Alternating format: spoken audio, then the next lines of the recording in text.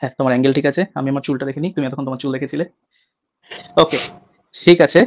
শুরু করা যাক।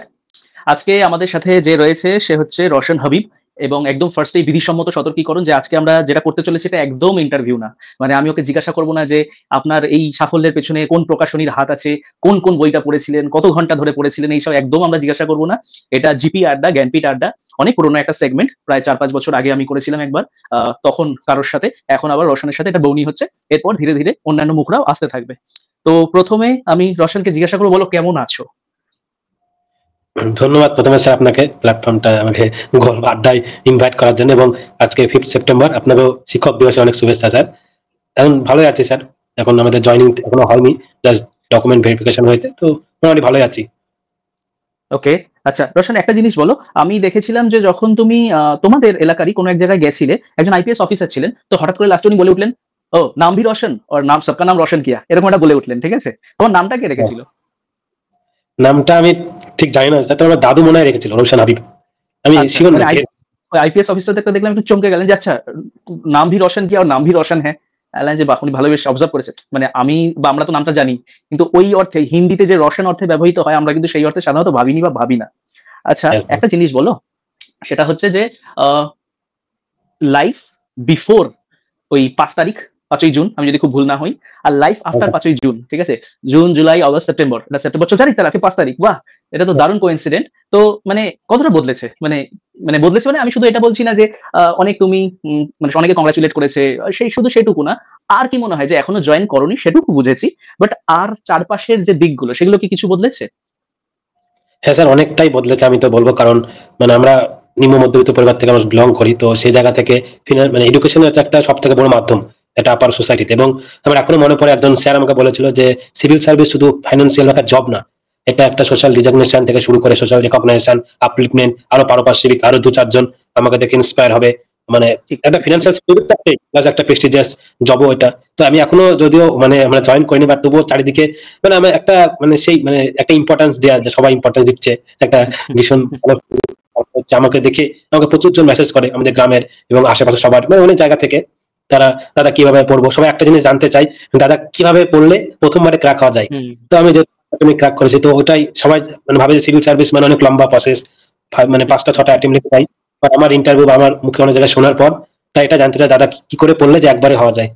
তো এটাই আমি আরো মোটিভেট করি কিছুজন সবসময় বলে থাকি। এবং রওশন, আমার একদম, একদম মানে একদম সত্যি কথা। ধরো তোমাকে কেউ জিজ্ঞাসা করছে যে দাদা ১ম বার পড়েই ১ম বার দিয়েই কিভাবে হওয়া যায়? তুমি ধরো প্রসেস গুলো বলে দিলে, but the journey, the dedication যেটা তোমার মধ্যে ছিল, সেটা কি কোনোভাবে কাউকে বোঝানো সম্ভব? যে দেখ তোকে এইগুলো করতে হবে।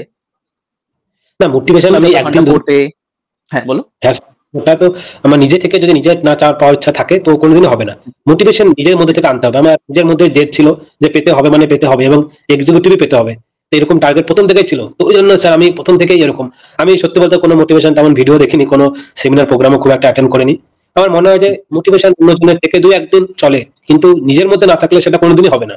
হয়তো ১ দিন ২ দিন ভীষণ মোটিভেট থাকবো, তারপর আবার সেই আমার পড়ার চাকা বন্ধ হয়ে যাবে। তো এইজন্য সবসময় নিজের হ্যাঁ, মধ্যে সেই খিদেটা থাকতে হবে পাওয়ার জন্য। নিজে থেকে আমি আনতে বিশ্বাস হবে করি কি ব্যাপারটা। জানো তো? যে ধরো সবাই জানে যে এই রাস্তাটা সাকসেসের দিকে যাচ্ছে। সবাই জানে যে পড়াশোনা করতে হবে, কিভাবে পড়াশোনা করতে হবে। তুমি দেখো যে বা যারা প্রিপারেশন নেয় তাদের ফোনে হয়তো মানে গ্যালারি জুড়ে পিডিএফ ভর্তি। ঠিক আছে? বাড়ি জুড়ে বই ভর্তি। তো সবাই জানে পড়াশোনা করতে হবে। কিন্তু কিভাবে করতে হবে, মানে কতক্ষণ পড়বো ওইগুলো জানে, কিন্তু নিজেরা কিন্তু আর ইমপ্লিমেন্ট করে না। এটা আমি দেখেছি। তো যে যাদের প্রশ্ন থাকে যে ১ম বারেই কি করে হবে, ১ম বারেই কি করে হবে?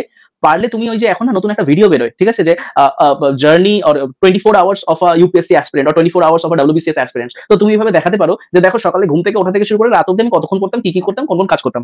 ঠিক আছে? কারণ তারা না, তারা শুনলো, বুঝতে পারলো না। ইমপ্লিমেন্টেশনটা কিন্তু তারা আর করে না বা পারে না। আচ্ছা, আরেকটা জিনিস তুমি বললে যে ওই মানে এডুকেশনের যে গুরুত্বটা, আমি একটা আসুরান বলে একটা সিনেমা দেখেছিলাম। আসুরান বলে সিনেমাটা দুর্ধর্ষ। তুমি পারলে দেখো। এটা একটা মেবি তামিল মুভি, হিন্দিতে ডাবিং আছে, ইউটিউবে অ্যাভেলেবল।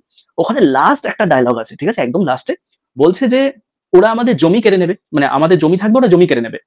বা এরকমই আরেকটা কিছু বলে যে আমাদের থেকে মানে বাস্তু কেড়ে নেবে, পোশাক কেড়ে নেবে, সব কেড়ে নেবে। কিন্তু শিক্ষা আমাদের থেকে ওরা কাড়তে পারবে না। ঠিক আছে? এরকম লাস্ট লাইনটা এইভাবেই শেষ হচ্ছে।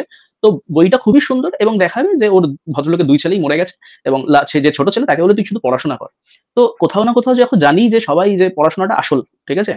তুমি যে বললে না যে স্যার জিজ্ঞাসা করে যে ১ম বার কি করে পাস করবি? আমি দেখেছি এই আমাকে মেসেজ আসে আমার কাছে, "স্যার পরীক্ষাটা কবে?" স্যার পরীক্ষাটা কবে হবে? আমার মনে হয় তাদেরকে আমি একটা প্রশ্ন করি, তুমি রেডি? ধরো কালকে পরীক্ষা হবে, তুমি রেডি? ঠিক আছে? মানে খুব সিম্পল বিষয়, কিন্তু বিষয়টা খুব সিম্পল যে পরীক্ষা হচ্ছে না, নোটিস নেই, কবে পরীক্ষা হবে জানি না, তাই আমি ব্যতিব্যস্ত হয়ে যাচ্ছি যে কবে কখন কিভাবে পরীক্ষা হবে, বাট তুমি রেডি? তো এই যে ছোট্ট একটা জায়গা যে দেখো পরীক্ষা যখনই হোক, কালকে হোক, আমি রেডি, জাস্ট এই অনুযায়ী একটু প্রিপারেশন নাও। এটা বললে পরে অনেকে ভাবে যে স্যার হচ্ছে সরুগলি খুঁজছে। ব্যাপারটা সরুগলি খোঁজার না, বিষয়টা হলো যে আহ, বুঝি যে মোটিভেশনের অভাব হয় দিনক্ষণ সামনে না থাকলে, কিন্তু যারা দিনক্ষণ সামনে না রেখে প্রিপারেশনটা অ্যাটলিস্ট নিজেকে রেডি রাখে তাদের কোনো সমস্যা হয় না।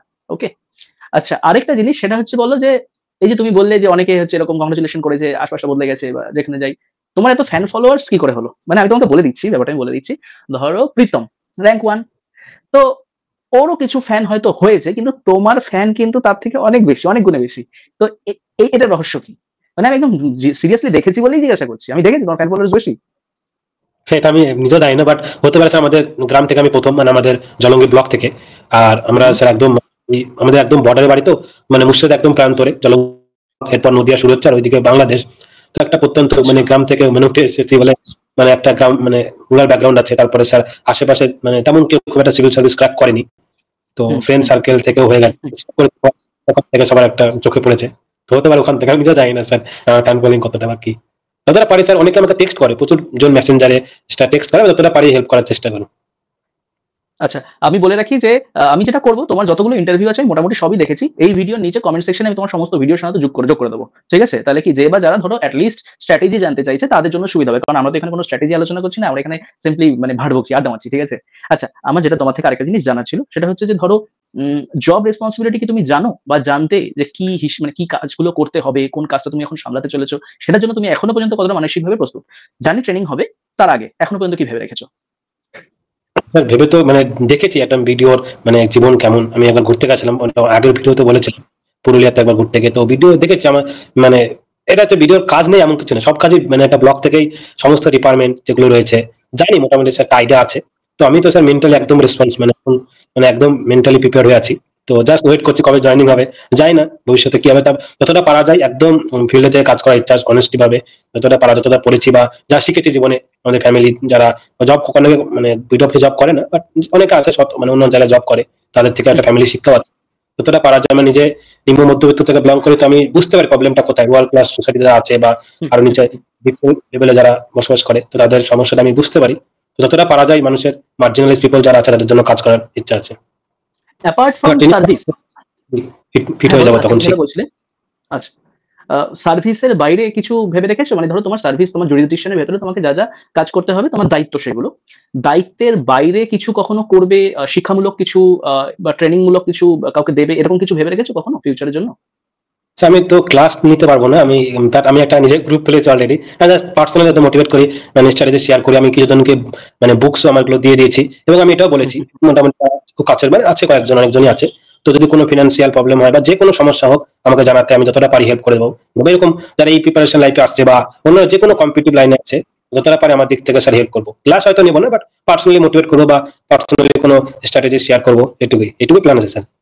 তাই না, আমাদের এলাকা হুম। থেকে বা আমাদের চেনা জানার মধ্যে থেকে আরো মানে ক্র্যাক করুক ডব্লিউবিসি বা ইউপিএসসি বা যে কোনো কম্পিটিটিভ এক্সাম হোক, তারা যেন এগিয়ে আসে, আচ্ছা, সাহসটা তুমি পায়। বলো তোমাদের এলাকার পুরুষদের বিবাহের গড় বয়স কত? স্যার পুরুষ গড় বয়স আমি ঠিক জানি না, তো একটা আইডিয়া করা যেতে পারে যে 22-3। মেয়েদের তো অনেকটাই কম, মেয়েদের 80-90 হবে। তাহলে তো তোমার সেই হিসাবে বিয়ের বয়স অনেক আগে চলে গেছে। এইবার হ্যাঁ আমি স্যার। তোমাকে যেটা বলতে চাই সেটা হচ্ছে যে 2025-এ আমার কয়েকটা বিয়ের নিমন্ত্রণ আছে, 26-এ নেই। ঠিক আছে? তো এই বিষয়ে যদি মানে কি কিছু ভেবেছো? যে দেখো মানে নিমন্ত্রণ নেই বিয়ের। না, কিছুদিন পরে করবো, 26-এ ইচ্ছা নেই, তারপরে হয়তো ট্রেনিং শেষে করার আচ্ছা, ইচ্ছা আছে। তো কি পাত্রপাত্রীতে কি অ্যাড দিতে হবে নাকি অলরেডি সিলেক্টেড আছে? না স্যার, আমি মানে চির সিঙ্গেল যাকে বলে, আমি ওরকম টাইপের ছেলে, এখনো চির সিঙ্গেল। তাহলে তাহলে তেমন ঠিক কেউ। আছে। তাহলে আমি তাহলে একদম হয়তো মানে হেডিং এই বসিয়ে দেবো যে একদম পাত্রী খোঁজা চলছে। ঠিক আছে? তোমার তো নাম্বার তো অ্যাভেলেবেল করেই দেবো যে পাত্রীর বাবারা একদম বিন্দাস যোগাযোগ করুন। ছেলে হচ্ছে একেবারে ভালো ছেলে, একদম ইন্টারভিউ দেখে নিই, ছেলের সাথে যোগাযোগ করবে, তাই তো? আচ্ছা, আহ, বাড়িতে তুমি এখন সিঙ্গেল চাইল্ড, তাই তো? মানে না আমার দিদির, বাড়িতে এখন দিদি আছে, কিন্তু ম্যারিড, বাড়িতে হ্যাঁ থাকে না, মানে মাঝে মধ্যে। হুম, এবার এবার ধরো তুমিও কাজের সূত্রে অন্যান্য জায়গায় থাকবে, হ্যাঁ। ঠিক? বাবা হ্যাঁ মায়ের স্যার। বয়স হচ্ছে তো, বাড়ি কি একান্নবর্তী পরিবার নাকি সিঙ্গেল নিউক্লিয়ার ফ্যামিলি। যেটা বাড়ি আছে স্যার সেটা এখানে ভর্তি, বাবা মা থাকে শুধু। তো আমাদের গ্রামেও বাড়ি আছে, ডোমকল একটু দূরে, তো ওখানে মাঝে মাঝে যায়, এখানে আসে এরকম। তো আমি চলে গেলে হয়তো ওখানে যাবে বা এখানে কিছুদিন থাকবে বা আমার সঙ্গে গিয়ে থাকবে, এরকম ঘোরাফেরা করবে হয়তো। আচ্ছা, পড়াশোনার সাথে কি এখনো কন্ট্যাক্ট আছে? মানে খুব লাস্ট একটা কবে নেই, পড়তে বসেছিলে? তেমন ভাবে পড়া হয় মানে লাস্ট মানে ওইরকম প্রিপারেশন মতো তো পড়া হয়নি, নিউজ পেপার টুকটাক পড়া হয়। হ্যাঁ, এবার এবার এটা কি আনন্দ দিচ্ছে নাকি কষ্ট দিচ্ছে? ধরো আমি নিউজ পেপার পড়ার ব্যাপারটা একটু আলাদা। যে সেই যে রুটিন মাফিক যে পড়তে বসা, সেটা ধরো মোটামুটি একটু হলেও গেছে। তো এইটা কি একটা অন্যরকম আনন্দ? নাকি মনে হয় যে নাকি মিস করছো? যে এই স্যার পড়তে বসতাম কি সুন্দর কেউ বিশ্বাস করবে না, মানে আমি বেলঘড়ার লাইফটা খুবই মিস করি। এখন পুরো বাড়িতে বসে তো মানে বেলঘড়ায় যখন থাকতাম ফ্ল্যাটে 3-4 জন আমরা 2 বিএচকে ফ্ল্যাটে, তো ওই লাইফটা খুব মিস। সকালবেলা উঠে একসঙ্গে চা খেয়ে পড়তে বসা, মানে ওই একটা রুটিন মাফিক যে সারাদিন যেত, এবং আমার যে বন্ধুগুলো ছিল কাবিরুল, তানভীর, মুসিফ, মানে খুবই মিস করি, খুবই মিস করি। তো বাড়িতে যখন একা একা, তো ওই মনে হতো তখনকার, মনে হতো যে কবে চাকরিটা পাবো, একটু এখান থেকে মুক্তি পাবো। এখন এখানে এসে মনে হচ্ছে ওই দিনগুলোকে মিস করছি স্যার একটু হলো। এটা হয়তো এটা যারা খুব পায়নি স্বাভাবিক। তারা করবে না, বা যারা এই ফেজে এসছে তারা মানে ঠিকই বুঝতে পারবে যে একটা প্রিপারেশন লাইফেও এনজয় করা। তখন হয়তো এনজয় করতে পারেনি, খুব টেনশনে থাকতো, কেউ এনজয় করতে পারে না প্রিপারেশন লাইফ। ঠিক, বাট এখন ঠিক, মনে হয় ঠিক। যে লাইফটা বুঝলাম, প্রিপারেশন লাইফটা। এটা জীবনের নিয়ম। তুমি যখন যেটাকে মনে করছো যে চাপ, প্রেশার, তো সেটা যখন হ্যাঁ, কেটে যায়, তুমি যখন পেছন দিকে তাকাও তখন ওই জায়গাটা দেখে না বেশ একটা আনন্দ হয়। এটাও আনন্দ যে না আমি এটা কাটিয়ে উঠেছি, সেটাও একটা আনন্দ। প্লাস ওই সময়টাকে মিস করা। হ্যাঁ, ওই সময়টাকে দেখো না, স্কুল লাইফ। তুমি যখন স্কুলে যেতাম, আমরা যখন স্কুল কলেজে যেতাম, কি কষ্টের মনে হতো। মাধ্যমিক পরীক্ষা ভালো হতো, আমার এখনো জ্বর আসে। ঠিক আছে? কিন্তু এখন মনে হয় যে না, স্কুল লাইফটা দারুণ কেটেছিল। ওটা যদি আবার ফিরিয়ে যেতে পারতাম। আ এটা আসার পর খুব এটা আরো মিস করা আ যায় খুব। রশন, আমার যতদূর মনে পড়ছে তুমি আমায় বলেছিলে যে তুমি সোশিওলজির যে ফার্স্ট স্টাডি ম্যাটেরিয়ালটা ছিল সেটার পরীক্ষা তুমি দাওনি। তুমি সেকেন্ড ম্যাটেরিয়াল মানে যে মানে ফাউন্ডেশন যেটা সেটার তুমি পরীক্ষা দাওনি। সেকেন্ড মানে থিঙ্কারটা তুমি পরীক্ষা দিয়েছিলে। ১ম টা না দেওয়ার কারণ ছিল তোমার যে একটু তোমার ভয় লাগছিল, কিভাবে কি দেবে বুঝতে পারছিলে না ইটিসি। আ তোমার মতো এই ভুলটা না অনেকেই করেছে। আমি তোমার সংখ্যাটা বলি। প্রায় ৮০-৯০ জনের মধ্যে পরীক্ষা দিয়েছে ২৬ জন। ২৬ কি ২৭ সংখ্যাটা। বাদবাকিরাও কিন্তু টাকা দিয়েই ভর্তি হয়েছে। কিন্তু তা সত্ত্বেও কোনো না কোনো কারণে তারা এক্সামটা দিল না, মকটা দিল না। এবার দেখো, আমরা যখনই জিজ্ঞাসা করি না যে, "স্যার আমি কি করে পাবো? আমি কি করে পরীক্ষাটা পাস করব?" ATC, ATC. তখন মন্ত্র তো একটাই, পড়াশোনা করতে হবে, লিখতে হবে। তো দেখো কোথাও না কোথাও তারা কিন্তু জানে যে তারা যে লিখলো না, মকটা দিল না, দিতে পারল না। তো এটা তারা পিছিয়ে পড়লো সবার থেকে। কিন্তু তা সত্ত্বেও দেখো তারা দিল না। তো আমি চাই যে তুমি তোমার মতো করে তুমি যে সমস্যাটা ফেস করেছিলে, তারপর সেটা কিভাবে কাটিয়ে উঠলে, ফার্স্ট মডিউলটা না দিতে পেরেও সেকেন্ড মডিউলটা তুমি পরীক্ষা দিলে, তারপর তোমার ওই ফোবিয়াটা কিভাবে কাটলো, এটা যদি একটু তুমি শেয়ার করো। স্যার প্রথমে তো আমি সোশিওলজি মানে ১ মাস আপনার কাছে পড়ার পরেও মানে আমি খুব প্রেশারে ছিলাম। আমি কিছুই ঠিকঠাক বুঝতে পারতাম না। মানে বুঝতে পারছি কিন্তু যখন নিজে লিখতে যেতাম, তো মানে পারতামই না লিখতে। কি লিখবো কিছুই মাথায় আসতো না। তো এটা আমার সবারই, মানে আমার মনে হয় অনেকেরই হয় এটা। তো এইজন্য আমি ১ম মানে খুব কান্নাকাটিও করেছিলাম যে এরকমও ভেবেছিলাম যে সোশিওলজি চেঞ্জ করবো। আর তখন আমার আবার পলিটি পড়তে খুব ভালো লাগতো। তো পলিটিক্যাল সায়েন্স নিলে ভালো হতো। কিন্তু ফর্ম ফিল আপ করে ফেলেছিলাম। তো ওইজন্য মাথায় আনিনি কোনো সময়। মানে যে ভাবলেও মানে খুব একটা ওটাকে প্রকাশ করতে দিইনি। যে আবার অপশনাল চেঞ্জ করবো। অপশনাল চেঞ্জের মতো খুব একটা বাজে মানে ডিসিশন যেটাকে বলা হয়। মানে খুব বাজে ডিসিশন, একটা বছর নষ্ট হয়ে যায়। তো আমি কি করতাম, বারবার পড়তাম সোশিওলজি। আমি তখনো মনে আছে আমি সকালবেলা ঘুম থেকে উঠে পড়তাম এবং সন্ধ্যাবেলায় পড়তাম, এবং রাতে ঘুমোতে যাওয়ার আগেও অপশনাল পড়তাম। তোমার কারণ আমার একটা কনটেন্ট হিসেবে তুমি কি পড়তে? মানে বলুন স্যার। কনটেন্ট কি ছিল? মানে সোর্স কি ছিল? সে যে পড়তে, ওটা সোর্স কি ছিল? পড়তাম আর আপনার ভিডিওগুলো বারবার দেখতাম, যে রেকর্ডেড ভিডিওগুলো দিতেন ক্লাসের। আচ্ছা, আচ্ছা, আচ্ছা। আমি যখন ডাইসে অ্যাডমিশন নিয়েছিলাম, তো ডাইসের কিছু স্টাডি ম্যাটেরিয়াল ছিল, ওগুলো হালকা খুব একটা বেশি দেখা হতো না। তো আপনার নোটটাকে আমি পুরো পড়তাম এবং ভিডিও বারবার দেখতাম। তো ফার্স্ট মডিউল আপনি যেটা বললেন যে আমি এক্সাম দিতে পারিনি ভয়ে, যে খুবই কম পাবো, তো ডিপ্রেশন চলে যাবো। তো এবার সেকেন্ড মডিউলটা আমার মানে খুব ভালো লেগেছিল। থিঙ্কার, যেহেতু মানে থিঙ্কার গুলো পড়লে বা জানলে লেখা যায়, হ্যাঁ, অনেকটা একটু বুঝতে পারলে লেখা যায়। তো এখনো মনে আছে আমি মানে থিঙ্কার দিয়ে ফার্স্ট লেখা শুরু করেছিলাম। তো আমি বলবো যারা ভয় পাচ্ছে তারা ভয় কিছু নেই। হয়তো সাময়িক ভয় লাগছে, বাট প্র্যাকটিস মানে সময় দিতে হবে। তুমি যদি সময় দাও অপশনালে, অপশনাল তোমার কোনোদিনই মানে বিফলে বা ফল দেবেই। পরিশ্রম করে যেমন ফল পাওয়া যায়, তেমন অপশনালকেও সময় দিলে ফল পাওয়া যাবে। তো আমি এবং ফার্স্ট মডিউল নিজে পরে একা লিখেছিলাম। তো আমি সেকেন্ড মডিউলে আমি খুব ভালো নাম্বার পেয়েছিলাম আপনার কাছে, ওই জন্য কনফিডেন্স বেড়ে গেছিল। থার্ড মডিউল এক্সাম দিয়েছিলাম। তো ফার্স্ট মডিউলটা এই জন্য অনেকে টাইম, আমার যেটা মনে হয় যে একদম বেসিক জিনিস থাকে প্রথমে। আমরা সবাই বুঝতে পারি যে সোশ্যালজিক্যাল ইমাজিনেশন কি বা কমন সেন্স কি, কিন্তু লিখতে পারি না খুব একটা। তো এগুলো হুম, বলবো হুম। যে বারবার ভিডিও হোক, ক্লাসের ভিডিও দেখা হোক, এবং সেই সঙ্গে স্যারের নোটটা বারবার করে পড়া, এবং যা লেখা হোক ভুল ভ্রান্তি, আমি হয়তো ভুল করেছি এই জন্য আমার সময়টা বেশি লেগেছে একটু অপশনাল, কারণ আমি অপশনালে প্রচুর সময় দিয়েছি। কারণ আমি জিএস আমি খুব তাড়াতাড়ি পড়ে নিতাম। তো জিএস আর একটা জিনিস হচ্ছে, জিএস যদি স্ট্রং থাকে সোশ্যোলজি অটোমেটিক একটা স্ট্রং হয়ে যায় পরের দিকে। তো এটাও জিএসটাও মানে একে অপরকে খুব হেল্প করে। সোশ্যোলজি জিএস কে যতটা হেল্প করে, জিএসও সোশ্যোলজিকে অনেকটা হেল্প করে। তো আমি এই কারণে বলবো, তার যদি ভয় লাগে তো অনেক সময় দাও। ভয় না খেলে না ছেড়ে দিলাম, না পড়বো না বা আর ইগনোর করছি, এটা করা যাবে না। আমি এটাই করেছিলাম, ভয় লেগেছিল পরীক্ষার দিনে, কিন্তু আমি আরো সময় দিয়েছিলাম যেন ওই ভয়টা আরো মানে দূর হয়ে যায়। সময় দিতে বলবো অপশনাল, যেহেতু পুরো 400 মার্কস রয়েছে, সব থেকে আমরা অপশনাল কে একটা ওয়েটেজ বুঝতে পারি না। এবার হিস্ট্রিকে প্রচুর গুরুত্ব দিই, জিওগ্রাফিকে দিই, কিন্তু অপশনাল যেখানে 400 মার্কস রয়েছে পুরো 1600 মার্কসের মধ্যে, তো একটা হিউজ মানে একটা অপশনালের ওয়েটেজ আছে। আর আমি এটাও অনেককে বলেছি এবং সবসময় বলি যে প্রথম থেকে টার্গেট হবে মানে অপশনাল নিয়ে চলা। আমি প্রথমে একটা জব পেয়ে যাই, তারপর অপশনাল নিয়ে দেবো, এগুলো মানে হলে খুব মানে সে মানে ভীষণ মানে যাকে বলে একটা বিপদ হয়ে যেতে অনেক পারে অনেকের। কারণ প্রথমবারে, কারণ গ্রুপ সিতে আমরা সবাই জানি খুব টাফ কম্পিটিশন হয়, কারণ ওখানে এমসিকিউর জন্য প্রচুর টাফ কম্পিটিশন। তো প্রথম থেকে আমি অপশনালকে সমান ওয়েটেজ দিয়ে এগিয়ে নিয়ে যাবো এবং প্রিলিমস এর আগে যেন অ্যাটলিস্ট 40 বা 50% সিলেবাস শেষ হয়ে থাকে, মানে এটা ট্রাই করবো। যে বা এরকম অনেকে করে যে প্রিলিমস এর পর অপশনাল পড়া শুরু করে বা প্র্যাকটিস করা শুরু করে, এগুলো আরো বলবো ওই 5-6 মাসে মানে অপশনাল তোলা যাবে না, অ্যাটলিস্ট মানে র্যাঙ্ক করার জন্য বা চাকরি পাওয়ার জন্য। তো এখন থেকে আমি বলবো সমান গুরুত্ব অপশনাল করতে। রোশন, আমি একটা সিক্রেট শেয়ার করি, সেটা হচ্ছে যে আমি যতদিন ধরে পড়াচ্ছি, আমারও তো কিছু আমার র্যাডারে কিছু স্টুডেন্ট থাকে যে যাদেরকে ধরো আমি মেপে রেখেছি যে এই স্টুডেন্টটা আমার সাফল্য আনবে, ঠিক আছে?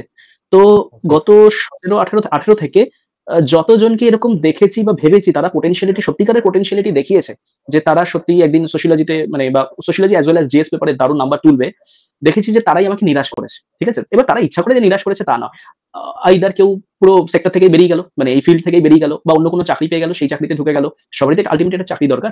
তো আমার না লাস্টের দিকে এমন হয়ে গেছিল যে আমি আর কারোর থেকে কোনো এক্সপেকটেশন রাখতাম না, ঠিক আছে? এবার তাদের মধ্যে যে পোটেনশিয়ালিটি দেখেছিলাম, পোটেনশিয়ালিটি মানে কি, যে তারা জিএস এ দুর্ধর্ষ, জিএস এ খুব ভালো, তাদের শুধু সোশ্যালিটি তুলতে হবে, আর সোশ্যালজি মোটামুটি তারা তুলে নিয়েছিল। তো এবার তাদের সাথে যদি আমি তোমাকে রাখি, একদম তোমাকেই যদি রাখি, তাহলে সেই অনুযায়ী কিন্তু আমি বলবো যে ওদের পাশে তুমি মিডিওকার স্টুডেন্ট, ঠিক আছে? কিন্তু আমার মনে হয় যে একটা মিডিওকার স্টুডেন্টের মধ্যে সেই ট্যালেন্টটা থাকে যে সে শুধু রোজ কনসিস্টেন্সি মেনটেন করে, সে শুধু কনসিস্টেন্সি মেনটেন করে যার মধ্যে পোটেনশিয়ালিটি আছে তাকেও ব্রেক করে দিতে পারে, মানে তাকে ছাড়িয়ে যেতে পারে। তো এটা যেদিনকে আমি শুনলাম, মানে আমি যেদিন তোমার কথা, লোকেশের কথা জানতে পারি, আমি জাস্ট ভাবতে পারিনি, মানে একদম সত্যি কথা বলছি, ঠিক আছে? যে মানে ওরা পেয়েছে, মানে আমি কোনোভাবে যে হীনভাবে দেখছি তা নয়, বাট কনসিস্টেন্সি দিয়ে সবকিছু ভাঙা যায়, এটা আমি কিন্তু তোমাদের থেকে শিখেছি। যে হয়তো অনেকের মধ্যে অনেক পোটেনশিয়ালিটি আছে, দেখবে তোমরা যখন ওই যে তুমি বলে যে তুমি হয়তো কখনো মানে রাইসে যেতে, আমি জানি না অনলাইনে না অফলাইনে, দেখবে যে দাদারা ঘুরে বেড়াচ্ছে, কত কিছু জানে, বিশাল কিছু জানে, মানে এখনই অঙ্ক মুখে মুখে করে দিচ্ছে। কই তাদেরকে তো আমি কখনো নাম দেখি না সাধারণত, মানে তোমরাও দেখতে পারবে না, যে থাকে তো ঘরে তো অনেক। তো তার মানে তুমি কতটা ওই বুদ্ধিমত্তা নিয়ে জন্মেছো, মানে জেন থিওরি তোমার ঘরে এসি লাগানো আছে কিনা, কম্পিউটারে বসে বসে তুমি ক্লাস করছো এসি রুমে বসে, দ্যাট ডাজন্ট ম্যাটার। শুধুমাত্র এই কনসিস্টেন্সি, এটা দিয়ে যে কোনো ব্রেক করা যেতে পারে। তো সেই কারণে আমি যখনই এক্সাম্পল দিতে হয় কোনো, আমি কিন্তু প্রীতমের নাম বলি না, ঠিক আছে? প্রীতমের সাথে বসবো, ওর সাথে আমি এরকম তোমার মতো লাইভে বসবো না, বাড়িতেই বসবো, সামনাসামনি বসবো। আমি তোমার কথা বলি, লোকেশের কথা বলি, শ্রেয়ার কথা বলি। তার কারণ আমি দেখেছি যে এরা কিভাবে প্রত্যেক দিন খেটে, ঠিক আছে? যে নিজেকে তৈরি করেছে, যে এটার কোনো শর্টকাট নেই। তো আমিও তোমাকে বলবো যে যদি কখনো কেউ এরকম ভাবে জিজ্ঞাসা করে না যে দাদা ফার্স্ট টাইমে কি করে পাবো, ফার্স্ট অ্যাটেম্পটে কি করে পাবো, ফার্স্টে এটা বলে দিও যে ভাই এটার কোনো শর্টকাট নেই, ঠিক আছে? যে তোকে খাটতে হবে। তুই খাটা মানে কি, এবার তুই মানে মাটি কাটতে বলেছে কেউ, তুই কোদাল না দিয়ে তুই চামচ দিয়ে মাটি কাটছিস, ওটাকে খাটা বলে না, ওটাকে বোকামো বলে। তো খাটা মানে হচ্ছে স্মার্ট ওয়ার্ক, যে আমি স্মার্ট ওয়ার্কও করবো, আবার অনেকটা সময়ও দেবো, দুটো মিলিয়ে। আমি চামচ দিয়ে 1 ঘন্টা 5 ঘন্টা ধরে মাটি করে বললাম যে আমি বিশাল খেটেছি, ওটাকে আমরা সাধারণত খাটা বলি না, ওটা প্রিপারেশন নয়। ওকে, আচ্ছা আমি তোমাকে যেটা জিজ্ঞাসা করবো, নেক্সট আমার প্রশ্ন, সোশ্যাল নেটওয়ার্কিং সাইটে তুমি কেমন ছিলে? ফেসবুক, ইনস্টা, এসব? এগুলো জাস্ট আমার তো ইনস্টা নেই, ক্র্যাক করার পর খুলেছি, তার আগে তো কোনোদিন ইনস্টা ছিল না। আর মানে এটা মানে ডাব্লিউসি এক্সিকিউটিভ হয়ে যাওয়ার পরে খুলেছি। আর ফেসবুক তো ছিল না, আপনি যদি চেক করেন বুঝতে পারেন আমার লাস্ট মানে ফটো আপলোড ছিল 2019 মানে সেই কোভিডের আগে। ফটো আপলোড করার মানে ফটো খুঁজতে গিয়ে আমি পাগল হয়ে গেছি, যে মানে সব চ্যাংড়া বয়স, মুখ টুক একদম এরকম শুকনো। সেটাকে আমি দেখলাম, এখন গালে মাংস এসছে, এখন এই ছবিগুলো সব চ্যাংড়া বয়সের, মুখগুলো সব শুকনো। তোমার কোনো আইডিয়া আছে, এই যে তুমি ধরো ফেসবুকে অ্যাক্টিভ ছিলে না, তুমি সারাদিনে কত ঘন্টা বাঁচাতে? আমি মানে সত্যি বলতে চাই, আমি পড়াশোনার মধ্যে বেশি মানে প্রচুর পড়াশোনা থাকতাম। তো আমার মনে হয় যে ম্যাক্সিমাম টাইম অনেক বাঁচাতাম, এই কারণে যে অনেককে দেখেছি যে 10 মিনিটের জন্য ফেসবুক করতে গিয়ে আধা ঘন্টা চলে যায়। তো এই করলে মানে মিনিমাম 2-3 ঘন্টা যাবেই অ্যাটলিস্ট কারো, যে টাইম বাঁচিয়েও পড়বে। যদি একটা রুটিন মেনটেন করে যদি ফেসবুকের জন্য আধা ঘন্টা রাখে, সেক্ষেত্রে ওর আধা ঘন্টা থেকে বেশি মনে হয়, কারণ যদি কন্ট্রোল ম্যাক্সিমাম জনের থাকে না এক্ষেত্রে। ঠিক। তারপর বলো, তুমি বেলঘড়িয়া তো থাকতে, 4 নম্বর প্ল্যাটফর্মে সারাদিনে কতবার আড্ডা মারতে যেতে? সারাদিন আমি 10-12 দিনে একবার যেতাম, সারাদিনে যেতাম দূরের কথা। আমি বেরোতাম না, মানে আমার সবসময় আমার ফ্ল্যাট গুলো ছিল, মানে দুটো জায়গায় থেকেছি আমি, 3.5 বছর থেকেছি বেলঘড়িয়াতে। তো যারা বিভার ওখানে থাকতাম, নিচে বাজার ছিল, জাস্ট ওটুকুই, মানে একটু আমার তো রুমে সবকিছু ছিল স্যার, খাওয়া দাওয়া মাসি রান্না করতো, তো চা সব নিজে করতাম। এবার যখন যদি কিছু খেতে ইচ্ছা করতো, তো 4 জনের মধ্যে ওই একদিন গেল গিয়ে সবার জন্য নিয়ে আসলো, তারপরে একদিন ও গেলে এরকম করে, তো জাস্ট একদম রুমের নিচেই। আর একদম স্টেশনে যেতাম কোনোদিনও সেই 12 দিনে একবার বা মাসে মানে 15 দিন পর একদিন, এরকম করে 12-13 দিন পর একদিন সবাই মিলে 1 ঘন্টার জন্য।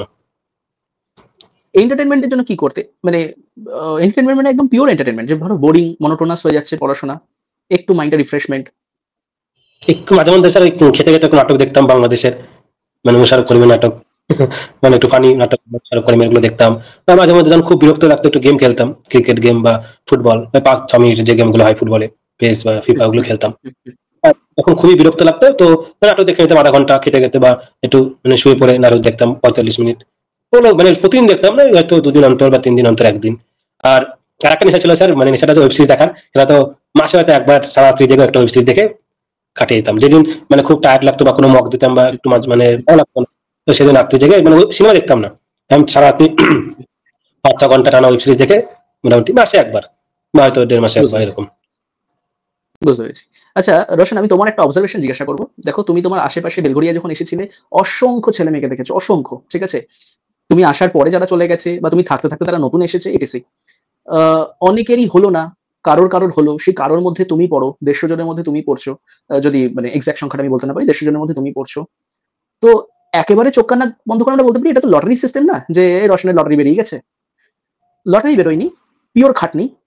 তো সেক্ষেত্রে তারা যে জায়গাগুলো ল্যাক করছে, বা তুমি যতটুকু দেখেছো অবজারভেশনে, তুমি যদি সেটা একটু শেয়ার করতে, যে ওরা এই জায়গাগুলো ল্যাক করে, এগুলো করা উচিত না। স্যার আমি বলবো প্রিপারেশন লাইফে সব থেকে আমার মতে সময়টাকে বেশি মূল্য দেওয়া উচিত। মানে এটা আমি সবসময় ভাবতাম যে আমার যখনই সময় নষ্ট হতো খুব গিল্ট ফিল হতো নিয়ে থেকে, যে আমি এই সময় নষ্ট করছি, আমার কম্পিটিশন তো পুরো অল ওভার ওয়েস্ট বেঙ্গল জুড়ে, নিশ্চয়ই অন্য কোথাও কোনো একজন নিশ্চয়ই পড়ছে আমার থেকে এগিয়ে যাচ্ছে। তো আমাদের সময় নষ্ট আমি প্রচুর দেখেছি। আমি যখন রাইসেও মাঝে মধ্যে ক্লাসে যেতাম, দেখতাম মানে রাইসের নিচে চায়ের দোকানে বসে, মানে সে মানে গল্পের পর গল্প চলে যাচ্ছে চায়ের দোকানে বসতে বসে। আর মানে ডিপ্রেশনের গল্পটা বেশি। আর ও হুম, নিজে ডিপ্রেশন, কেউ একজন পরে ও আরো 10 জনকে ডিপ্রেশনে নিয়ে চলে যাচ্ছে, না এভাবে হয় না, ডাব্লিউবিসিএস একবারে হয় না, দুবারে হয় না, নাম্বার ওঠে না, বা খাতা ঠিকঠাক যায় না, বা এরকম ভাবে প্রচুর রকম নেগেটিভ কথাবার্তা থাকে। আমি বলছি না যে কারোর সঙ্গে হয় না, হতেও পারে, বাট আমার সঙ্গে যদি হয় আমি আরো চাইবো না যে 10 জনকে আরো ডিমোটিভেট করি। তো সময় খুব নষ্ট হয়, আমি দেখেছি। একটা হচ্ছে রাইসের নিচেও প্রচুর সময় নষ্ট হয়, যেখানে স্পেন্সার রয়েছে বেলগড়ের ছেলেরা, ওখানে খুব আড্ডা মারে হুম, অনেকে। হুম। আর 4 নম্বর প্ল্যাটফর্ম। আর একটা হচ্ছে স্যার, আমি যেটা বলবো, অনেকে প্রেম করে বসে, এইখানে অনেকটা একটা ইউজ আমার যেটা পার্সোনালি মনে হয়, যে স্যার একটু একদম সময় নষ্ট একদম হয়, একদম একদম। আমাদের ব্যাপার থাকে। অনেকের ক্ষেত্রে হয়তো মানে এটা বেনিফিট হয়ে যায়, একসঙ্গে পড়াশোনাটা মোটিভেট করে, একে অপরের পাশে থাকা, সেটা খুব রিয়ার। বাট ম্যাক্সিমাম মানে কেসে কিন্তু এটা মানে প্রচুর ধোকা থেকে শুরু করে মানে অনেক ঝামেলায় পড়ে যায়, পড়াশোনার সময় নষ্ট হয়ে যায়। আর একটা হয় স্যার, মেসে একটু আড্ডা বেশি হয়ে যায়, আমার যেটা পার্সোনালি মনে হয়। তো আমি যেহেতু খুব কাছের বন্ধুদের নিয়ে থাকতাম ফ্ল্যাটে, তবে অনেক মেসে দেখেছি মানে একটু আড্ডাটা বেশি হয়। কোনো একটা সিনিয়র দাদা যেটা, সে সিনিয়র দাদা এসে গল্প শুরু করলো, সবাই মিলে বসে গেল, এই হয় ওই হয় এক্সামে, বা এরকম করে ঘন্টার পর ঘন্টা আড্ডা হচ্ছে, সময় নষ্টটা প্রচুর হয়। আর প্রতিটা মেসে আমি দেখেছি যে দাদারা থাকে, কোনো না কোনো দাদা, সে ডিপ্রেশনের গল্প শোনাবেই, মানে ম্যাক্সিমাম আমি দেখেছি এটা। মানে মানে এরকম হয়, মানে এটা মানে আমি বলছি না সব মানে সব ক্ষেত্রে, বাট হুম, দেখেছি আমি বন্ধুদের মেসে গেছি, শুনেছি অনেকের মুখে, আর এখনো বন্ধুরা আছে বেলগড়িয়াতে, আমি অনেক ক্ষেত্রে যাই, হুম, হুম। সময় নষ্ট প্রচুর করে ফেলে। একটা আমি আমি দেখি এই সন্ধ্যাবেলা কারণে, থেকে, হ্যাঁ বলো। সন্ধ্যাবেলা নম্বর প্ল্যাটফর্মে চা খেতে এসে ওরা একদম রাত্রে 10টার দিকে যায়, মোটামুটি 2-3 ঘন্টা একটা প্ল্যাটফর্মে থাকে, যেটা একটা মোক্ষম সময় পড়ার, সন্ধ্যাবেলাটা। তো ওই টাইমটা আপনি দেখলে বুঝতে পারবেন, 4 নম্বর প্ল্যাটফর্মে পুরো মানে আড্ডায় ভরে যায় ছেলে মেয়েদের। আমি ওই কারণেই তো তোমায় জিজ্ঞাসা করলাম। হিউজ মানে একটা ভালোই সময় নষ্ট হয়ে যায়, একটা মেন সময় যেটা পড়ার। আর মানে একটা মানে আমি বন্ধুর সঙ্গে আড্ডা মারতে পারি, গ্রুপ স্টাডি হতে পারে, কিন্তু সেটা অনেক সময় ডিস্ট্রাক্টিভ যদি হয়ে যায় না, তাহলে আরো মানে বেশি ইফেক্ট ফেলে। যেমন হচ্ছে, আমি যদি একটা বন্ধুদের আড্ডা মারতে গিয়ে যদি পরবর্তীকালে সে ভাবি দাদা এই বলছিল, দাদা এইভাবে অপশনাল দিয়েছে, তো দাদাকে এত ভালো লিখো, দাদাকে নাম্বার দেয়নি, তো আমি লিখলে আমাকে নাম্বার দেবে না, এরকম তখন আর ডিমোটিভেশন চলে আসে অনেকের মধ্যে। তো হুম, সেগুলো খুবই তুমি নিজে পরিশ্রম করো, তারপর দেখা যাবে, লাখের পর পরে বিশ্বাস করবে, আগে পরিশ্রমটা বুঝতে পেরেছি। নিজেদের যেতে পারে। আমি রোশন এখন এই কারণে বলি, যারা নতুন অ্যাসপিরেন্ট আসে আমি বলি যে তোমরা যে এত সংখ্যা দেখতে পাচ্ছ, এই সংখ্যাটা হলো ভিড়। ভিড় এবং প্রতিযোগিতার মধ্যে পার্থক্য আছে। তো ক্রাউড আর কম্পিটিশন দুটো এক নয়। তুমি যেই আচ্ছা, ভিড় ঠেলে এগিয়ে যাবে দেখবে পুরো ফাঁকা। তো আমি কিন্তু লক্ষ্য করেছি ডাব্লিউবিসিএস এ কিন্তু যা আছে তা কিন্তু ভিড়। প্রকৃত যে প্রতিযোগিতা সেটা কিন্তু খুবই কম। তো তুমি যদি খুবই সেই কম। প্রকৃত প্রতিযোগিতা যাদের মধ্যে হচ্ছে তাদের মধ্যে যদি তুমি ঢুকে পড়তে পারো, ঠিক আছে? যে তোমার সংখ্যাটা তাহলে কিন্তু সেখানেই কমে যাচ্ছে। ঠিক? আচ্ছা, আরেকটা যে বললে যে দাদাদের কথা যে ডিমোটিভেটেড, আমি তোমায় বলছি যে ধরো না, আমি দেখেছি সোশিওলজিকে লোকজন গালাগাল দিচ্ছে। আমি নিজে শুনেছি। ঠিক আছে? যে ওই একটা ফালতু সাবজেক্ট নিয়েছিলাম, কিছু হয়নি। তুমি কার কাছে পড়ছো, কি পড়ছো, কিভাবে পড়ছো, সেটা যতদিন না মানে মানে সেইটা তো তোমাকে আগে ঠিক করতে হবে। সাবজেক্টের তো কোনো দোষ থাকে না। ধরো আমি এখন এই মুহূর্তে যদি ম্যাথকে গালাগাল দেওয়া শুরু করি। আমি তো মানে নিজে বিশ্বাস করি যে ম্যাথের থেকে ভালো সাবজেক্টই হয় না। কিন্তু ডিপেন্ড করে কিসের উপর? যে তোমাকে কে বোঝাচ্ছে, তো আমরা যে সাবজেক্টে কাঁচা হই, সাধারণত উইক হই, আমার বিশ্বাস সাধারণত ভালো শিক্ষকের অভাবে। ভালো শিক্ষক যদি পাওয়া যায়, তাহলে ম্যাথ, ফিজিক্স, কেমিস্ট্রি যেকোনো সাবজেক্ট হোক, আমাদের কাছে সেটা জলবত্তরলং।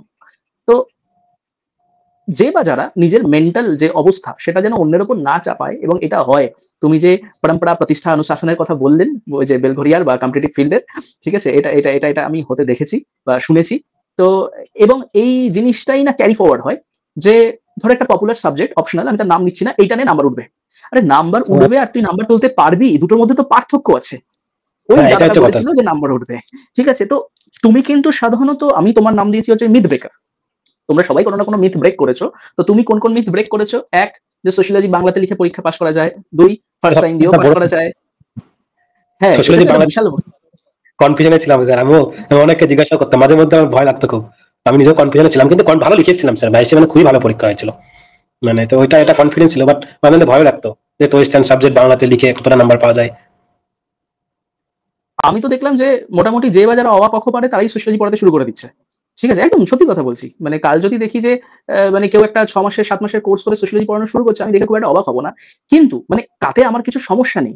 কিন্তু আমার খারাপ লাগা যে সেই টিচারদের বিশ্বাস করে যে সমস্ত স্টুডেন্টরা ভর্তি হবে এবং তারা আশানুরূপ ফল করতে পারবে না। আইদার বুঝতে পারবে না বা লেখাটা কিভাবে ইমপ্রুভমেন্ট হবে বুঝতে পারবে না, এবং তারা খালি হাতে ফিরে আসবে কি নিয়ে? সোশিওলজি সাবজেক্ট নিয়ে। তো তারপর তো সে স্বাভাবিক যে সাবজেক্টটাকেই গালাগাল দেবে। কারণ সে তো বুঝবে না যে টিচার আসলে টিচার ছিল না, চিটার ছিল। কখনো দেখো টিচার আর চিটার দেখবে ওয়ার্ড গুলো সব সেম কিন্তু, হ্যাঁ? একটাও ১৯-২০ নেই। তো আমাদের আশপাশটা মানে আফটার 2020 টিচারের জায়গায় চিটারে ভরে গেছে। সবাই চিটার, যে টিচার সেই চিটার, যে টিচার যে চিটার সে টিচার। ঠিক আছে? স্টুডেন্ট কখন টিচার, টিচার কখন স্টুডেন্ট ধরা যাচ্ছে না, যে ধরতে পারবেন না। তো আমার মনে হয় যে আ কিছু অ্যাসপিরেন্ট, তারা তাদের জীবন দিয়ে, মানে তাদের সময়, জীবন, এইগুলো দিয়ে তাদেরকে সেই মানে বলে না যে ক্ষতিপূরণ দিতে হয়। তো তাদের অনেক কিছু চলে যায়। অনেক বছর, অনেক সময় চলে যায়। কারণ একটা সময় কিন্তু আমরা বুঝতে পারি যে আমাদের কে বা কারা ঠকিয়েছিল। ধরো না, তুমি তোমার কলেজে পড়েছো, স্কুলে পড়েছো। হ্যাঁ, জানতে তো না যে কোন টিচার এসে শুধু ফাঁকিবাজি করত। এখন আমরা তো বুঝতে পারি। আমরা এক না একদিন ঠিক বুঝতে পারি যে কে ফাঁকিবাজি করত, কোন টিচার ফাঁকিবাজি করত। তো তারাও তো একদিন বোঝে। কিন্তু যখন বোঝে সে ওই রেস কম্পিটিশন থেকেই ছিটকে গেছে। তখন সে আফসোস করে। তখন ভাবে যে আর বলে কি করব? তো আমার চিন্তার বিষয় সে যে টিচাররা পড়াচ্ছে তাদের নিয়ে না, যে তারা টাকা ইনকাম করুক। কিন্তু যে স্টুডেন্টরা তাদের কাছে ভর্তি হচ্ছে বিশ্বাস করে, এবং তারা ঠিকঠাক প্রিপারেশন পাচ্ছে না, না বুঝতে পারছে, না কিভাবে লিখতে হবে ইমপ্রুভমেন্ট করতে পারছে, এবং যেকোনো অপশনাল নিয়েই তারা খুব একটা বেশি লাভ করতে পারছে না। মানে সব সাবজেক্টেই তো বিভৎস ভালো টিচার আছে এমন নেই। তো আমার খারাপ লাগাটা তাদের নিয়েই। উম তুমি আমার খোঁজ কোথা থেকে পেয়েছিলে? স্যার আমার মানে দাদার থেকে একটা আচ্ছা, দাদা, মানে আমার ওই দাদাই মানে জিজ্ঞাসা ফার্স্ট যদি নেবো ভেবেছিলাম। তো মানে অ্যান্থ্রো হুম, সোশ্যাল মধ্যে মানে option ছিল, তো অ্যান্থ্রোতে বায়োলজি বেশি বলে আমি বায়োলজি মানে একদমই পড়িনি 11-12। তো ওই জন্য স্যার সোশ্যোলজিটা ভেবেছিলাম নেবো। তো আপনার খোঁজ পেয়েছিলাম স্যার হচ্ছে ওই আমার দাদা থেকেই। দাদাও বেলঘড়িয়া থাকতো বুঝেছি। আগে, আচ্ছা। এখন মানে সাব এটা ইন্সপেক্টর মোটামুটি পুলিশে। ২০২১ এটা? হ্যাঁ, 2021 শুরুর ২০২১ দিকে স্যার। শুরুর দিকে। না মানে আমি এই কারণে জিজ্ঞাসা করলাম যে তখন তো এটা একটা ধরো এলিয়েন সাবজেক্ট। মানে সোশিওলজি হ্যাঁ, ইউপিএসসি তে হয়তো অনেক স্কোর আসে। কিন্তু ধরো না, একদম কমন সেন্স যে আমি দেখছি একটা ফিল্ডে একটাই পপুলার সাবজেক্ট, সেটাই সবাই নিচ্ছে। আমি অন্যটা কেন নেব? সবাই নিচ্ছে, ওটাতেই নাম্বার ওঠে, ওটাতেই নাকি পাস করা যায়। তো মাথা খারাপ হতে হয়। তো তুমি যদি সোশিওলজি নিয়ে থাকো তোমার মাথা খারাপ। ঠিক আছে? আমি সোশিওলজি পড়াচ্ছি মানে আমার মাথা খারাপ। আমিও চাইলে অ্যানথ্রোপোলজিতে শিফট করতে পারতাম। ঠিক আছে? আমার অ্যানথ্রোপোলজির কিন্তু ভিডিও রয়েছে সেই মুহূর্তে। কারণ সোশ্যাল অ্যানথ্রোপোলজির যে অংশগুলো আছে, যে থিওরিটিক্যাল বেস, গ্রাম, কাস্ট, ওই বেস, ওই অংশগুলো আমি মানে পড়াতাম। অ্যানথ্রোপোলজি স্টুডেন্টদের আমি পড়িয়েছি। ওই সোশ্যাল পার্টটা, যেটা কিনা ওই ধরো টোটাল ৪০০ নম্বরের মধ্যে ১৬০ থেকে ২০০ নম্বরের ওই সোশ্যাল অ্যানথ্রোপোলজি পার্টটা থাকে। ওইটা পড়িয়েছি। আমার কাছে ভিডিও রেকর্ড এখনো আছে। তো আমার কাছে একটা স্কোপ ছিল ওই ২০-২১ নাগাদ লকডাউনে, যে আমি কি সুইচ করব? আমি কি অ্যানথ্রোপোলজির যে অংশগুলো সেগুলো তুলে নেব নিজের মতো করে? কিন্তু তখন না আমার মাথায় এলো যে না, if I believe in specialisation, যে স্পেশালাইজেশন মানে আমি যেটা এত বছর ধরে পড়েছি, ক্লাস 11 থেকে পড়ে আসছি, আমি সেটা সেরা বোঝাতে পারবো। তো হয়তো অন্য কোনো অ্যানথ্রোপোলজি টিচার সে সেটা সেরা বোঝাতে পারবে। আমি কেন সেটা তুলে গিয়ে শুধুমাত্র টাকা ইনকাম করার জন্য কিছু মানুষকে ঠকাবো, কিছু অ্যাসপিরেন্টদেরকে ঠকাবো। তো আমি আর শিফট করিনি। আমি সোশিওলজি নিয়েই দাঁতে দাঁত চেপে পড়েছিলাম। তো আমার মনে আছে ২০২১ তোমার কনভারসেশন যেমনটা বলেছিলাম, খুব বেশি এক্সপেকটেশন আমি রাখিনি, বা আমি কোনো এক্সপেকটেশনই রাখিনি। একদম সত্যি কথা। ঠিক আছে? আমার স্বীকার করতে কোনো দ্বিধা নেই। যে অনেকে বলে না টিচাররা, হ্যাঁ আমি জানতাম এই ছেলেটা কিছু একটা করবে জীবনে। না, না ওই আমি জন্য এখন বলছি। স্যার আপনার হ্যাঁ একটা বলো। ভিডিও দেখেছিলাম, যে বলেছিলেন না মানে একটা ভিডিওতে যে কারা কারা সোশ্যালজি অপশনাল নেবে। তো হ্যাঁ, আপনি হ্যাঁ, অনেক কিছু হ্যাঁ, হ্যাঁ, নিজের মতো করে লিখতে পারবে ঠিক। গুছিয়ে, তারপরে কন্টেন্ট ভালো এরকম বলেছিলেন অনেক কিছু। তো ওই ওগুলো ওটা ভিডিওটা আমাকে এখন মানে ১৩,০০০ ভিউতে গেছে। মানে এতজন ওই কমপ্লিট ভিডিও, দেখেছে। ওই ভিডিওতে আপনি আপনি যখন হোয়াইট বোর্ডে লিখছিলেন ওগুলো আমি তখন দেখেছিলাম এই ঠিক, ভিডিওটাও। ঠিক, ঠিক, সোশ্যাল মিডিয়ার ঠিক। আপনার সাথে কন্ট্যাক্ট করার আগে। আচ্ছা, আচ্ছা, আচ্ছা, কনট্যাক্ট করার আগে ওই ভিডিওটা দেখেছিলে। বুঝতে পেরেছি। ভালো মানে সমস্যাটা কি জানো তো? যে যে বা যারা এই ফিল্ডে থাকবে, আছে, তাদের জন্য খুব সমস্যা করে দেয়। মানে ধরো না, যাদের কাছে এটা শুধু টাকা ইনকামের একটা রাস্তা। পড়ানোটা যাদের কাছে টাকা ইনকামের একটা শুধু রাস্তা। তো তারা করে কি যে বিশ্বাসযোগ্যতাটা নষ্ট করে দেয়। কোন একটা অ্যাসপিরেন্ট এর থেকে। অ্যাসপিরেন্ট তো আর বিশ্বাস করতে পারবে না। সত্যি অ্যাসপিরেন্ট বিশ্বাস করতে পারে না। মানে অনলাইন টিচারদের বিশ্বাস করা বা ইনস্টিটিউটকে বিশ্বাস করা তাদের আসে না। কেউ বা কারা নষ্ট করেছে, কিভাবে নষ্ট করেছে তারাই জানে। তো এট লিস্ট হ্যাঁ মানে বিশ্বাসটা করেছিলে এটুকুই অনেক যে ২০২১ আর ওই যে বললাম যে মানে এক্সপেকটেশন রাখিনি। আমি তো এখন নতুন মানে একটু বলতে পারো যে কুসংস্কারে ঢুকে গেছি। বিষয়টা হচ্ছে যে আমি ঠিক করেছি আমি কারোর উপর কোনো এক্সপেকটেশন রাখবো না। ধরো না মানে হুম, ফেসবুকে প্রীতম কমেন্ট করছে যে, "স্যার আপনার এই ব্যাচটা কিন্তু দারুণ। খুব ভালো পোটেনশিয়াল স্টুডেন্ট পেয়েছেন।" এরকম লিখেছে। আমি না বলছি, "না, আমি কারোর উপর আর ওই বিশ্বাস রাখবো না।" কারণ সিরিয়াসলি আমি বিভৎস ভালো স্টুডেন্ট দেখেছি। সোশিওলজি অপশনাল মারাত্মক রেডি। সে এখন ধরো হুম। ব্যাংক পিও হয়ে গেছে। কেউ ধরো আবার অন্য কোনো ভালো চাকরিতে আছে। ভালো চাকরি মানে সেন্ট্রাল গভর্নমেন্টের ধরো কোনো একটা চাকরিতে পেয়েছে। সিজিএল পেয়ে গেছে। তো সেই কারণে যে ধরো যখন দেখছি তার মানে ধরো এরকমটা হবে যে আমি যাদের উপর বিশ্বাস করছি তারা পাচ্ছে না বা তারা ছেড়ে দিচ্ছে। আর যাদের উপর বিশ্বাস করছি না তারা পাচ্ছে। তো সোজা কথা তাহলে আমি বিশ্বাসই করব না কারোর উপর। তো তাহলেই তারা পাবে। তো এই মুহূর্তেও আমার মানে ভালো কিছু স্টুডেন্ট আছে। ভালো কিছু স্টুডেন্ট আছে যে আমি জানি যে হ্যাঁ, এদের উপর আমি আশা রাখতে পারি। বাট আমি রাখব না। যে সবাই সমান, সবাই সমান। যে পেলে পা না পেলে না পা। হ্যাঁ, আমি আমার সবটা দেব। কিন্তু আমি ভাববো না যে না এ পাবেই, এ আমার মুখ উজ্জ্বল করবে আবার। তো ওই ব্যাপারটা রাখিনি। তবে হ্যাঁ, ২০২৩ নিয়ে আশা আছে। তুমি কি ২০২৩ এর পরীক্ষাটা দিয়েছিলে? আচ্ছা দিয়েছি। আচ্ছা। ওটা কি ২২ এর মতো হয়েছিল না ২২ থেকে একটু খারাপ হয়েছিল? মানে ওভারঅল পুরো পরীক্ষা? আচ্ছা আমার তো মানে এমসিকিউ তে অনেক নাম্বার আছে 23 এ। ওকে, যেহেতু ওকে। 23 এ একটু ইজি ছিল। কিন্তু হু, অপশনাল হু। স্যার মানে একটা খুব মানে একদম যদি 20 হয় তো পেছনেরটা 80 মানে একটু কম বলবো 80 মানে 18 মানে 23 এর অপশনালটা একটু 22 থেকে একটু কম হয়েছে। 22 টা বেস্ট হয়েছিল অপশনাল। কিন্তু ওভারঅল 22 থেকে 23 ভালো হয়েছে কারণ 23 এ এমসিকিউ তে অনেক নাম্বার আছে আমার। বুঝতে পেরেছি। মানে তুমি ২০২২ সালে কত নাম্বার অ্যাটেন্ড করেছিলে সোশিওলজিতে? মনে আছে? ৪০০ এ? 500 মানে 400 দুটো পেপার মিলিয়ে? তুমি কিছু ছেড়ে 23 ও আসোনি, 400 তাই তো? 23 ও 400 করেছে একটা। আচ্ছা, বাহ! ভালো। তার মানে এটা তো আমাদের নাম্বার পাওয়ার একটা সূত্র যে কিছু ছেড়ে আসা যাবে না। তোমার মধ্যে জ্ঞান আছে, প্রশ্ন অনুযায়ী তুমি লিখে দিয়ে আসো। তো জাস্ট সূত্রগুলো একটু পালন করতে হবে। এই যা। আচ্ছা, এই স্যার। আমি যেই রেজাল্ট এর আশায় ছিলাম সেটা হচ্ছে ২০২৩। একদম সত্যি কথা, আবারও সত্যি কথা বলছি। ২০২৩ এর রেজাল্ট এর আশায় ছিলাম কারণ ২০২৩ এ মারাত্মক ভালো কিছু স্টুডেন্ট মানে যাদের প্রিপারেশন খুব ভালো ফেজে আছে তারা পরীক্ষা দিয়েছে এবং প্রত্যেকবারের মতো আমি সেবারেও ২০২৩ এও তাদের সাথে দেখা করতে গেছিলাম ২০২৩ এর পরীক্ষাটায়। তো ২০২২ ইস লাইক ধাপ্পা ফর মি। ধাপ্পা। ঠিক আছে? যে থাকে না যে কোনো আশা নেই, এক্সপেকটেশন নেই। আ প্রীতমের সাথে যখন বসবো তখন প্রীতমকে নিয়েও আলোচনা করব যে ও কোন হ্যাঁ। দিকে ফাঁকিবাজি দিয়েছে। না, বাট তুমি ফাঁকিবাজি করোনি। ঠিক আছে? আমি আমার যতদূর মনে পড়ে মেমোরি এমনিতেই খুব খারাপ। যে তুমি হুম, ফাঁকিবাজি করোনি। তুমি খাটতে। আর ব্যাস ওইটুকু যথেষ্ট। ওই যে বললাম কনসিস্টেন্সি যে গল্পটা, পারসিভিয়ারেন্স, রাইট। কনসিস্টেন্সি, মেধা-ঠেদা আমি আর বিশ্বাস করি না। আমি আর মেধায় বিশ্বাস করি না। ঠিক আছে? যে দারুণ লেখে, দারুণ মেধা না। কেউ যদি কনসিস্টেন্ট থাকে যে করব মানে করবই, লেগে থাকি মানে লেগে থাকবই, সে ব্রেক করতে পারবেই। আর চারদিকে যত একটু এই Facebook এইগুলো মানে সোশ্যাল নেটওয়ার্কিং সাইট গুলো থেকে দূরে থাকবে, এগুলো না আমাদের মেন্টালি খুব কি বলবো ন্যারো মাইন্ডেড করে দেয়। মানে আমি বলব যে তুমি খুব ভালো যে Facebook এ ছিলে না। এখন হচ্ছে ওই যে বলে না যে ডি লার্নিং করাতে হয় স্টুডেন্টদের। কারণ তারা Facebook এ আছে। কোথায় কে বোম মারলো, কোথায় কোন কমিউনিটির সাথে ঝামেলা লেগে গেল। এইগুলো যখন তার মানে মাথায় ঢুকে যায় না। প্রচুর মাইন্ড ডিস্টার্ব হয়ে যায়। মানে আমি সবসময় প্রিপারেশনটাকে একমুখে করে যেতাম অ্যাটলিস্ট। তার মাথায় কিচ্ছু থাকবে না, জাস্ট প্রিপারেশন, আমার সাবজেক্ট আর কারেন্ট অ্যাফেয়ার্সের জন্য পেপার নিউজ পেপার এইটুকুই বাস। আর নিউজ পেপার পড়লে শুধু এডিটোরিয়াল পেজ এইটুকুই। বাদ বাকি যত বাইরের নিউজ থাকবে আমার বাইরের বন্ধু মানে ফ্রেন্ড সার্কেল কি করছে, রিলেটিভসরা কি করছে, এবারে ওগুলো হিউজ প্রেশার হয়ে যায়। মাথায় পড়ার সময় মনে পড়বে বিভিন্ন কথা বা ডিস্টার্ব হবে।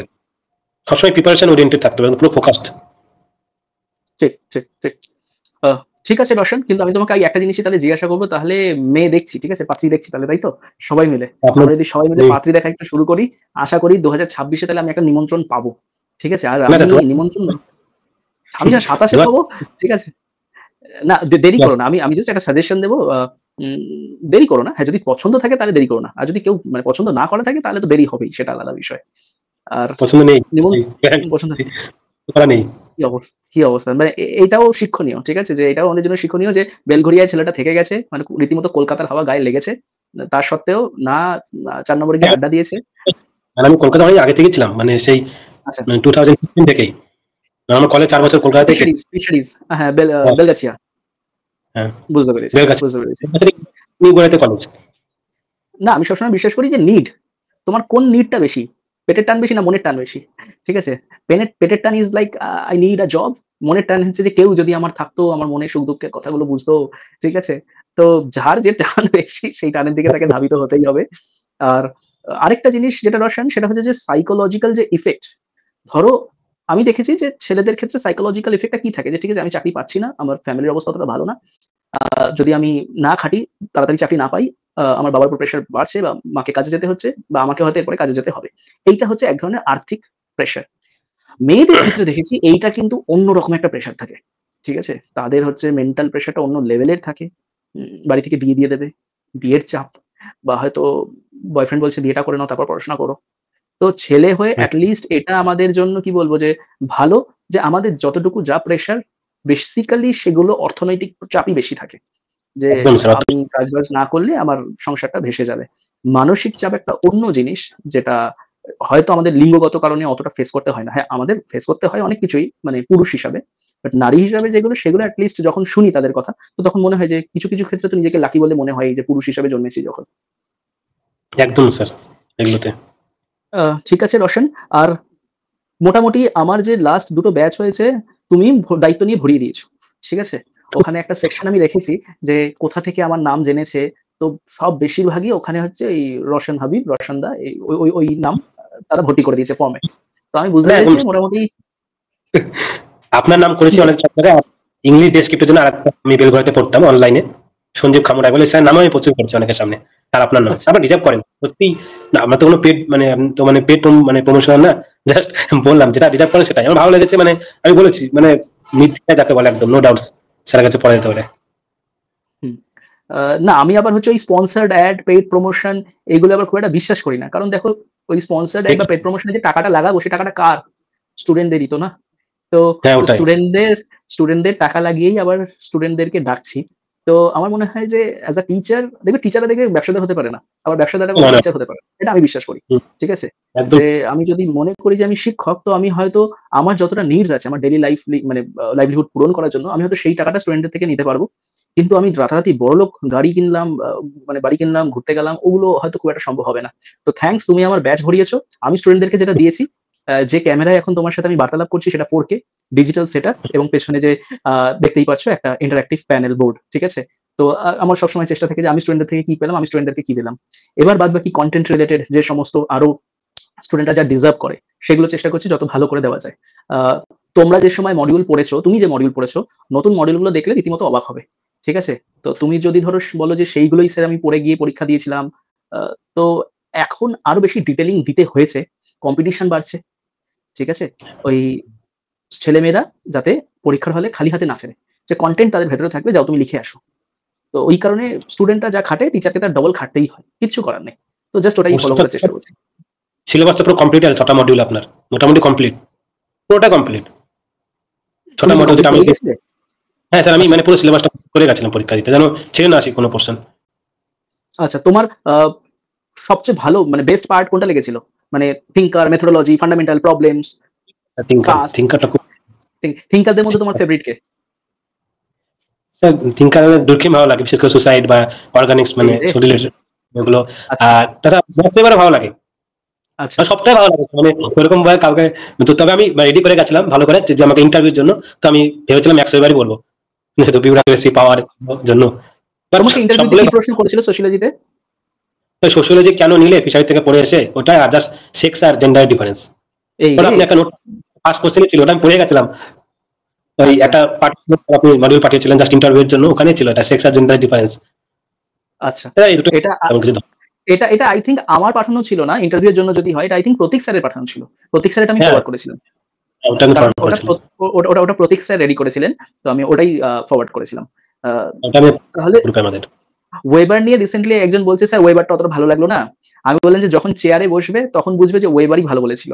ঠিক আছে? ওটাই চেয়ারে না বসলে বোঝা যায় না যে ওয়েবারই সেরা ছিল আসলে। যে ও পুরো খাঁচাটা বলে দিয়েছে যে এই খাঁচাটা কিভাবে কাজ করে। এই আয়রন কেজটা কিভাবে কাজ করে। তো বসলে বোঝা যাবে। চেয়ারে না বসা অব্দি দূরক্ষেপ ভালো লাগবে। থিঙ্কার গুলো প্রথমের দিকে অত বোঝা যায় না, যত দিন যাবে তত সোশ্যাল তত পূর্ণ হবে। এবং লাস্টের দিকে যে কনসেপ্ট আছে 6 মডিউল বা 5 মডিউলে ওগুলো তো আবার থিঙ্কারের সঙ্গে রিলেটেড না। তো প্রথম হুম, যতক্ষণ না হুম। সিলেবাস শেষ হবে ততক্ষণ থিঙ্কার খুব যে ভালোভাবে বোঝা যাবে না। বোঝা যাবে পরীক্ষা আসার মতো বা লেখার মতো, but ভালো করে জানতে বুঝতে হলে পুরো সিলেবাসটাই মানে শেষ করতে হবে। তারপরে পুরো একটা মানে যখন পুরো চোখের সামনে ভাসবে পুরো সোশ্যালজি সিলেবাসটা বা কোথায় কি বলা আছে তখন থিঙ্কার গুলো পুরো একদম জলের মতো পরিষ্কার হয়ে যাবে। আর আরেকটা জিনিস সেটা খুব ভালো হয়েছিল কি জানো তো? যে তুমি সেই ব্যাচের মধ্যে পড়তে, যে ব্যাচে আমি আমার মতো করে জিনিসটা সাজাতে পেরেছিলাম। মানে আমার হুম, বক্তব্য ছিল যে একদম ফার্স্ট এ কোন স্টুডেন্ট ফান্ডামেন্টাল জিনিস শিখবে। সোশিওলজি কি, কেন, imagination, common sense, emergence, ATC. তারপরেই থিওরিতে চলে আসবে। তোমাদের সময় ক্রোনোলজিটা কি ছিল? ফার্স্ট এ ধরো হচ্ছে ফান্ডামেন্টাল, ঠিক আছে? তারপর হ্যাঁ, থিংকার, তারপর রিসার্চ মেথোডোলজি, তারপর হচ্ছে অন্যান্য যে সমস্ত ইনস্টিটিউশন, স্ট্র্যাটিফিকেশন এগুলো দিয়ে হ্যাঁ, একদম লাস্টে সোশ্যাল প্রবলেম। হুম, এইবার আমি যে ফিডব্যাক পেয়েছিলাম, সে ফিডব্যাকটা ছিল এরকম যে স্টুডেন্টরা যদি প্রথমেই এরকম ফান্ডামেন্টাল বা থিংকার এসে দেখে বা পড়ে, তাহলে তারা ছেড়ে চলে যাবে। তো সেই কারণে তাদের জন্য সোজা কিছু রাখা হোক একদম ফার্স্ট এ। সোজা মানে ওই ফ্যামিলি, ম্যারেজ, কিনশিপ, বিয়ে, ঠিক আছে? সোশ্যাল আচ্ছা, ইনস্টিটিউশন, সোশ্যাল স্ট্র্যাটিফিকেশন মানে কাস্ট, ক্লাস। এবার দেখো বললাম না যে ২ ধরনের শিক্ষক হয়, একটা হচ্ছে চিটার, একটা টিচার। হুম, তো তুমি এট লিস্ট আমার দ্বারা প্রতারিত হওনি। কারণ আমি ওই যে ক্রোনোলজিটা যেটা স্টুডেন্ট সবচেয়ে বেস্ট শিখবে, ফার্স্ট এ ফান্ডামেন্টাল, তারপর থিংকার, তারপর মেথোডোলজি। প্রথম ৩ টে মাস। প্রথম ৩ হ্যাঁ, থেকে ৩.৫ মাস ভীষণ কষ্ট হোক তার। কিন্তু এই ৩ টে শিখুক। পরেরগুলো কিন্তু সোজা। এবার কারোর লজিক এটা আসতেই পারে যে প্রথমেই তুমি কঠিনগুলো শিখিয়ে দিলে স্টুডেন্ট তো পালিয়ে যাবে। আমি বলি কি হ্যাঁ, যে প্রথম ৩ মাসে যদি সেটা শিখে নেয়, এরপর যে হাতে সে সময় পাবে অন্তত এটা সে রিভিশন দেওয়ার টাইম পেল। আর এই ৩ মাসটা যদি আমি লাস্টে পাঠিয়ে দিই, তাহলে তো সে রিভিশন দেওয়ার টাইম কি? তার কনফিডেন্স লো হয়ে যাবে। প্রথমে কঠিন চাপ হয়ে তারপর সোজা হোক। যাবে। একদমই প্রথমে স্যার। যদি সোজা হয় তারপর কঠিন হয়, তারপর তখন আমরা একটা অন্য ধাক্কা খাই। তো বলে রাখি আবার আমি নিজের মতো করেই যখন শুরু করলাম, জুন থেকে যে ব্যাচ আমার শুরু হলো, সেখানে কিন্তু একদম তোমাদের যে ক্রোনোলজি ছিল সেই অনুযায়ী আমি রাখতে পেরেছি। ঠিক আছে? যে ফার্স্ট এ ফান্ডামেন্টাল, তারপরে হচ্ছে থিংকার, তারপর রিসার্চ মেথোডোলজি। ৩ থেকে ৪ মাস খুব কষ্ট হবে, কান্না পাবে, হাত মানে হাত চলবে না এরকম অবস্থা হবে। যেই মুহূর্তে কেউ কাটিয়ে উঠবে সে হবে আইদার রওশন হাবিব বা লোকেশ বা শ্রেয়া বা প্রীতম। ঠিক আছে? ওইটুকু রাস্তা তাকে পেরোতেই হবে। কিছু করার নেই। মানে yes, ওই থিঙ্কার, রিসার্চ মেথোডোলজি আর হচ্ছে ফান্ডামেন্টাল, ওখান থেকে তো মেইন কোশ্চেন 70-80% আসে ওখান থেকে, এই তিনটেই মডিউল থেকে আসবে। ঠিক। তোমার আর তিনটা পেপার ওয়াইজ কোন পেপারটা বেশি ভালো গেছিল বা বেশি ভালো লেগেছিল? স্যার পেপার মানে 2 এর কোশ্চেন ইজি হয়, কিন্তু আমার পেপার অনেক বেশি নাম্বার মনে হয় ক্যারি করা যায়, কারণ পেপার অনেক থিঙ্কারের কোশ্চেন আমি সবসময় অ্যাটেন্ড করতাম, এবং মানে ওখানে না বলে না যে নিজের মতো লেখা খুব একটা জায়গা নেই, থিঙ্কার যা বলেছে নিজের ভাষায় লেখো, কিন্তু পেপার হুম, 2 এ হুম। একটু নাম্বার আমার মনে হয় কম দেয় তুলনামূলক, একটা হুম। এভারেজ নাম্বার ওঠে, খুব ইজি কোশ্চেন আছে তো তু তুলনামূলক, মানে তুমি ইউনিট। তুমি এই কথাটা প্রসঙ্গটা তুললে যখন বলে দিই, দেখবে সেকেন্ড পেপারের প্রশ্নগুলো যেগুলো হয় সেগুলো মানে যেটা মানে স্টুডেন্টদেরকে স্কোপ দেয় যে, "তুমি কি জানো আমি একটু দেখতে চাই।" ওটাই ঠিক কথা, তো নিজের হাতে ঠিক থাকে আছে? কি লেখা যাবে। হ্যাঁ, এবার হয়টা কি যে স্টুডেন্ট না নিজের যে ওই পারফরম্যান্সটা ওই সেরাটা দিয়ে আসতে পারে না। ওটাও প্র্যাকটিসের একটা অভাব আছে। হ্যাঁ ফার্স্ট স্যার, পেপারে ওখানে ধরো তুমি প্রচুর। শুধু এক্সাক্টলি যে এটাও ওই কারণে এখন বেশি জোর দেওয়া উচিত। মানে এখন যত দিন যাবে প্রশ্ন তো টাফ হবে। তাই বেশি জোর দেওয়া হবে এখন ওই সোশ্যাল প্রবলেম গুলোর উপরে। হ্যাঁ স্যার, তবে স্যার ২০২৩ এ হ্যাঁ, বলো? হ্যাঁ পেপারটি ওভারল্যাপ করে গেছিল কোশ্চেন, এডুকেশন দেখেছিলাম আর স্যার। হ্যাঁ, মোবিলিটির একটা কোয়েশ্চেন ওভারল্যাপ করেছিল। এখন সেকেন্ড পেপার নিয়ে একটু নাড়াঘাটা হবে। তো সেইভাবেই হুম, চেষ্টা করছি যে স্টুডেন্টদেরকে as early as possible basic জিনিসগুলো রেডি করে তাদেরকে পরবর্তী ক্ষেত্রে যেভাবে ঠেলা যায়। ঠিক আছে? তো আচ্ছা, রোশন, আমি বলব আমার তরফ থেকে তোমাকে এবং তোমাদের কংগ্রাচুলেশন, থ্যাংক ইউ। কংগ্রাচুলেশন এই থ্যাংক ইউ। কারণে যে এত বড় একটা পরীক্ষা ক্র্যাক করেছো। থ্যাংক ইউ এই কারণে যে একটা টিচারের দ্বারা সবসময় সবকিছু প্রমাণ করা সম্ভব হয় না। তার হয়ে তাদের স্টুডেন্টরাই কিছু প্রমাণ করতে পারে। তো আমি বলতেই পারি যে হ্যাঁ, 5th সেপ্টেম্বর হয়তো টিচার্স ডে, বাট তুমি তার ৪ মাস আগেই, ৪ মাসই তো জুন, জুলাই, আগস্ট, সেপ্টেম্বর ৪ মাস আগেই তুমি আমাকে টিচার্স ডে গিফট দিয়ে দিয়েছো। ঠিক আছে? হয়তো আমাকে যদি কেউ প্রমাণ করতে বলতো যে আপনি প্রিলি দিয়ে দেখান তো, আপনি মেন্স দিয়ে দেখান তো যে সোশিওলজিতে নাম্বার ওঠে কিনা? আমার দ্বারা তো সম্ভব নয়। আমি তো sociology teacher. But at least যে বা যারা জিএস রেডি করে এসেছে, আমার যেহেতু ট্যাগলাইনই ছিল ওটা যে তোমরা আমায় জিএস দাও আমি তোমাদের অপশনাল দেব। তো এট লিস্ট তোমাদের দ্বারা আমি সেটা মানে পূরণ করতে পেরেছি। যে প্রমাণ করতে পেরেছি যে হ্যাঁ, চেষ্টা করলে সবই সম্ভব হবে। ওকে? Thank you. যাই হোক, তোমার সাথে কথা বলে খুব ভালো লাগলো। আশা করব তোমার সাথে আবার সামনাসামনি দেখা হোক। তুমি এখানে যখনই আসো দমদমে ভিজিট করো, আবার দেখা হোক তোমার সাথে। কেমন? হ্যাঁ আর স্যার, আর একদম। আর আর আর আর হচ্ছে আমি কিন্তু ওই পাত্রী দেখা চালু রাখছি। ঠিক আছে? ঠিক আছে বলে আপনি। রাখলাম। হ্যাঁ, চালু রাখলাম। আর খোঁজ খবর পেলে অবশ্যই জানাবো। আর নিমন্ত্রণ রক্ষা করার জন্য আমি তোমার বাড়ি পর্যন্ত চলে যাবো। ওতে আমার কোনো সমস্যা নেই। আমি নিমন্ত্রণ রক্ষা করতে যেকোনো জায়গায় চলে যেতে পারি। বিয়ে না, এমনিও যেমন খুশি আসতে পারেন, ঘুরে যাবেন মুর্শিদাবাদ। যাবো, যাবো। অবশ্যই যাবো। আমার খুব ঘোরার ইচ্ছা। আমি যাবো, অবশ্যই যাবো। সস্ত্রীক যাবো। কারণ তার মুর্শিদাবাদ যাওয়ার খুব ইচ্ছা আছে। তো সস্ত্রীক যাবো। একটু ঠান্ডা, ঠান্ডা সেই সময় চলে যাবো ঠিক।